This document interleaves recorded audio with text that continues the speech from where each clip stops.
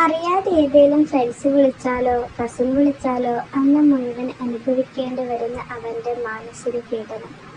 ആ 4 ചുവരുകൾക്കുള്ളിൽ കരുണ തീർത്ത രാവുകൾ, ഉള്ളിൽ ഒരു കടലോളം സങ്കടങ്ങൾ അലയടിക്കുമ്പോഴും പുറമേ പുഞ്ചിരിച്ചഭിനയിച്ചു തീർത്ത പകലുകൾ. മനസ്സ് കൈവിട്ട് ഭ്രാന്തിന്റെ അറ്റത്തു നിന്നായിരുന്നു എനിക്ക് കൂട്ടായി ഒരു കുഞ്ഞ് വരുന്നുണ്ടെന്ന് അറിഞ്ഞത്.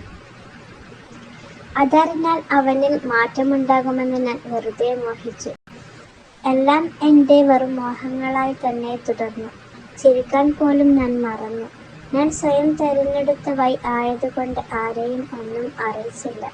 പറഞ്ഞാലും ആരും വിശ്വസിക്കില്ല. ഈ റൂമിന് വെളിയിലുള്ള അവന്റെ സ്വഭാവം അത്രയ്ക്ക് മികച്ചതായിരുന്നു. അവനോടൊപ്പമുള്ള എൻ്റെ കുഞ്ഞിന്റെ ജീവിതം ഓർക്കവേ എൻ്റെ ഉള്ളിൽ എന്തോ ഭയം നിറഞ്ഞു. ഒരു ആദി എന്നിൽ പൊതിഞ്ഞുകൊണ്ടിരുന്നു. രക്ഷപ്പെടാൻ ഒരു അവസരത്തിനായി കാത്തു നിൽക്കുകയായിരുന്നു.